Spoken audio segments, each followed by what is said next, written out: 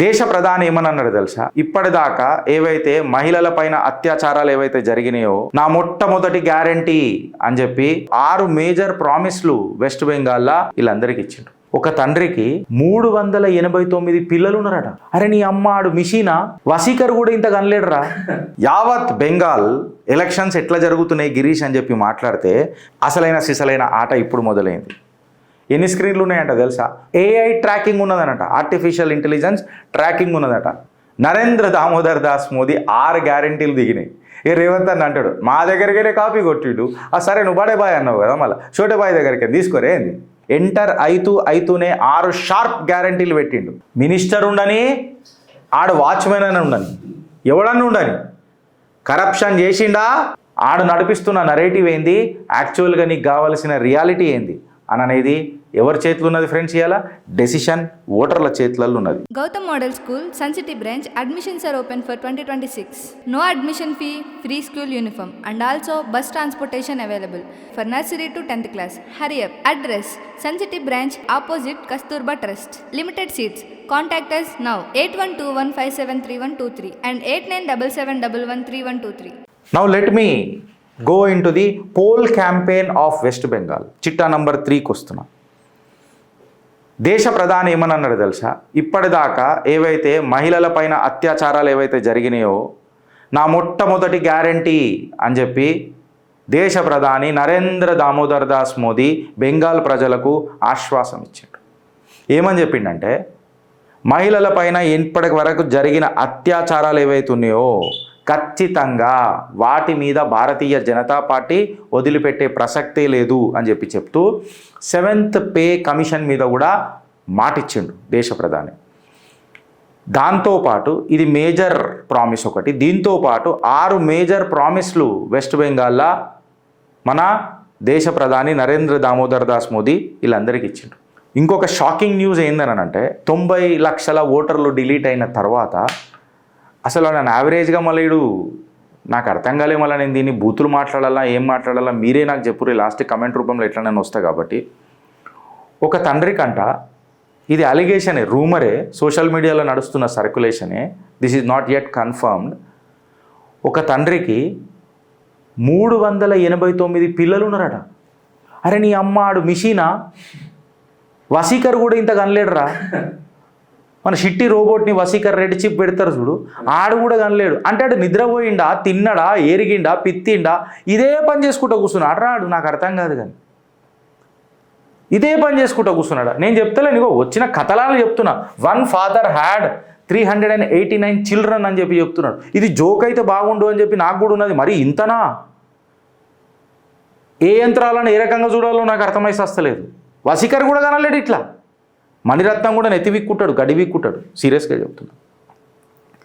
యావత్ బెంగాల్ ఎలక్షన్స్ ఎట్లా జరుగుతున్నాయి గిరీష్ అని చెప్పి మాట్లాడితే కంప్లీట్గా ఒక రూమ్ సెటప్ అయింది.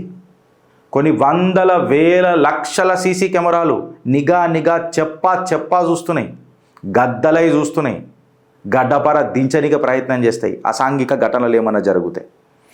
అసలైన సిసలైన ఆట ఇప్పుడు మొదలైంది.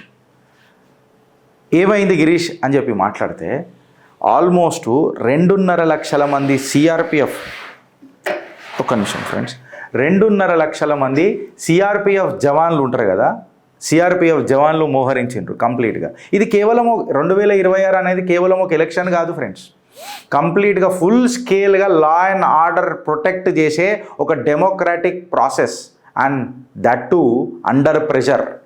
ఒక డాయన్ కంప్లీట్గా సురసై మన నీడ పట్టుకుంటా చూడు, ఆ రాక్షసి పేరు మర్చిపోయినా నేను, మన హనుమంతుడు పోతున్నప్పుడు లంకకు పోతున్నప్పుడు నీడను పట్టుకొని ఇట్లా గుంజి మింగుతా చూడు, ఆ టైప్ ఆఫ్ రాజకీయాలు నడుస్తున్నాయి. ఈడ నీ నీడను పట్టుకొని గుంజే ప్రయత్నం చేస్తారు. హిందూ ఇళ్ళకి పోయి డైరెక్ట్గా ధమ్కిలిస్తున్నారు, చెప్పేస్తున్నారు. సో వీటన్నిటినీ కొన్ని వేల లక్షల సీసీ కెమెరాలతో సర్వేలెన్స్ చేస్తున్నారు. కంప్లీట్ పొలిటికల్ స్టేక్స్ మొత్తం వెస్ట్ బెంగాల్లో హై ఉన్నాయి ఫ్రెండ్స్. కంప్లీట్గా ఎలక్షన్ రూమా ఏమా అర్థమవుతలేదు కానీ కంప్లీట్గా బెంగాల్ వార్ రూమ్ బెంగాల్ అయిపోయింది. ఎలక్షన్ కమిషన్ కోల్కతాలో కంట్రోల్ రూమ్లు పెట్టింది, ఏఐ మానిటరింగ్ సిస్టమ్స్లు పెట్టింది, 24/7 సర్వేలెన్స్ నడుస్తున్నది. ఎన్ని స్క్రీన్లు ఉన్నాయంట తెలుసా? సుమారు 90 స్క్రీన్స్ ఉన్నాయట. ఏఐ ట్రాకింగ్ ఉన్నదనట, ఆర్టిఫిషియల్ ఇంటెలిజెన్స్ ట్రాకింగ్ ఉన్నదట. ఎట్లా? బూతు మానిటర్ అవుతున్నాయట. ఏమన్నా బూతు తీస్తే నా భూతో నా భవిష్యత్ లాగా గడపర దించుతారట. ఎలక్షన్ కమిషన్ కంప్లీట్గా బెంగాల్ ఎలక్షన్స్ని నిజంగా చెప్పాలనంటే ఒక యుద్ధంలో గెలవాలన్నట్టు, నిజాయితీకి డెమోక్రసీ ప్రాసెస్ రీస్టోర్ కావాలని సంకల్పం కట్టుకొని ముంగడిపోతున్నట్టు కనిపిస్తుంది ఫ్రెండ్స్. ఇది అయిపోయిందా అని అంటే ఎలక్షన్ కమిషన్కి ఛాలెంజ్ కూడా ఉన్నది, లేదని అంటలేదు. ఏమున్నది అని అంటే ఒక సెక్యూరిటీ ఎస్కలేషన్. ఏ టైంలోనైనా ఏమన్నా చేయొచ్చు. ఎందుకు అని అంటే అక్కడ పనిచేస్తున్నది ఎవరు ప్రభుత్వం ఉండే? వెనకటికి మొన్నటిదాకా డాయన్ ప్రభుత్వం ఉండే. సో రాక్షస అసుర జాతులు ఏమన్నా చేస్తారు కదా. సో ఈ రాక్షస అసుర జాతులను చేయాలన్నప్పుడు కడి నిఘా పెట్టాలన్నా వద్దా? సురక్ష కవచ్ గట్టిగా ఉండాలన్నా వద్దా? అందుకే ఈ వార్ రూమ్ మానిటరింగ్ అనమాట. అక్కడ నిజంగా చెప్పాలనంటే ఎలక్షన్ చేయనికి నమ్మకం, ట్రస్ట్ డెఫిషియట్ అని అంటాం చూడు మనము. సీసీ కెమెరాల మీద ఆధారపడి సుమారు 2.5 లక్షల సిఆర్పిఎఫ్ బలగాలను మనం మోహరించడం అని అంటే అర్థం చేసుకోండి. దాని తర్వాత నా ప్రియతమ ప్రధాని నరేంద్ర దామోదర్ దాస్ మోదీ 6 గ్యారెంటీలు దిగినాయి. ఈ రేవంత్ అని అంటాడు మా దగ్గరికే కాపీ కొట్టిడు. సరే నువ్వు బడే బాయ్ అన్నావు కదా, మళ్ళీ చోటే బాయ్ దగ్గరికి తీసుకోరే ఏంది. అయితే మీ లెక్క 6 గ్యారెంటీలు ఆవిరైపోయే గ్యారెంటీలు పెట్టలే రేవంత్ రెడ్డి గారు. నా ప్రధాని ఏం గ్యారెంటీలు పెట్టిండు తెలుసా? ఎంటర్ అయితూనే 6 షార్ప్ గ్యారెంటీలు పెట్టిండు. ఏం మాట్లాడిండు తెలుసా? Law, accountability, justice, anti corruption, security, salary reforms. ఏ పొలిటికల్ ప్రెషర్ తీసుకురాలే. ఏమేమి తీసుకొని వచ్చిండు ఫ్రెండ్స్? మళ్ళొకసారి చెప్తున్నా. 6 గ్యారెంటీలు మీలాగా గాళ్ళకు వంచుతాం, గీళ్ళకు వంచుతాం, అవి కూడా ఉంటాయి, పాపులిస్ట్ స్కీములు కూడా ఉంటాయి, ఎందుకుంటాయి కానీ. బట్ సిసలైన దేశ ప్రధాని మాట్లాడిన మాటలలో ఫస్ట్ గ్యారెంటీలలో ఏం కనబడ్డది? Law, accountability, justice, anti corruption, security, salary reforms కనబడ్డాయి.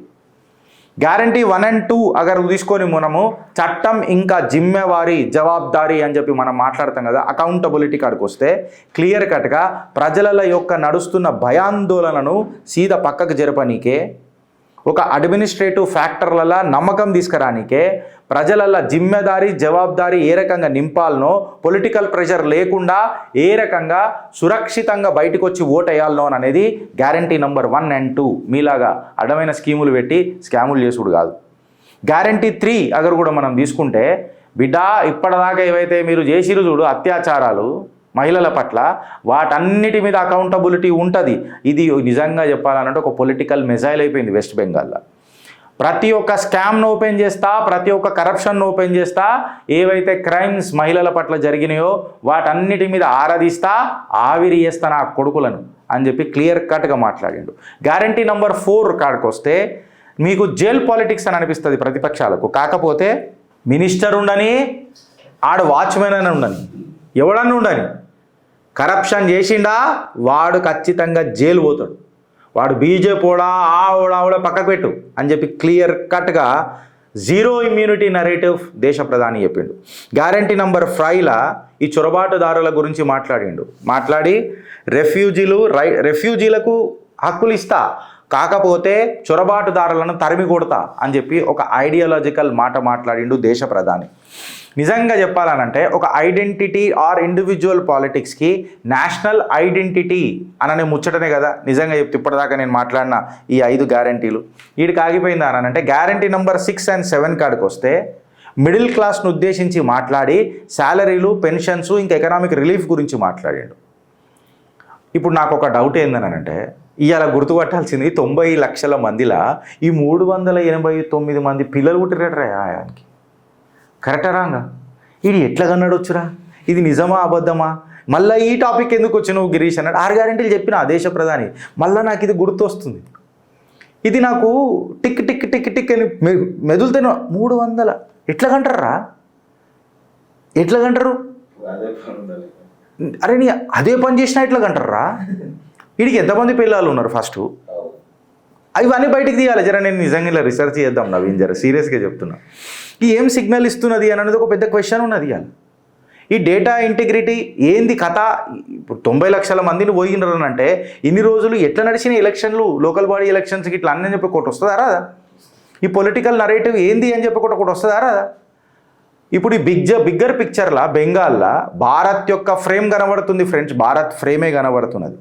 ఇలా బెంగాల్లో ఒక స్ట్రాంగ్ గవర్నెన్స్ కావాలా, స్ట్రిక్ట్ లా అండ్ ఆర్డర్ కావాలా, నేషనల్ సెక్యూరిటీ అలైన్మెంట్ రావాలా, వెస్ట్ బెంగాల్ మళ్ళా భారతావని భాగమే అని అన్నట్టు తెలవాల. కొంతమంది చాలా మాట్లాడారు కదా డెమోగ్రఫిక్ చేంజ్ అని.